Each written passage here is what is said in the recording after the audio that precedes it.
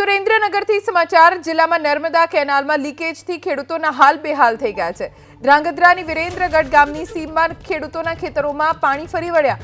માળિયા બ્રાન્ચની માઇનોર કેનાલમાં ઠેર ઠેર લીકેજના કારણે ખેતરોમાં પાણી થઈ ગયું। ખેડૂતોના ખેતરમાં પાણી ફરી વળતા પાકને વ્યાપક નુકસાનનો ડર છે। કેનાલના પાણી ખેતરમાં ફરી વળતા પ્રશાસન સામે પણ આક્રોશ જોવા મળ્યો। તાત્કાલિક લીકેજ માઇનોર કેનાલનું કરવામાં આવે રિપેરિંગ તેવી માંગ ખેડૂતોએ કરી।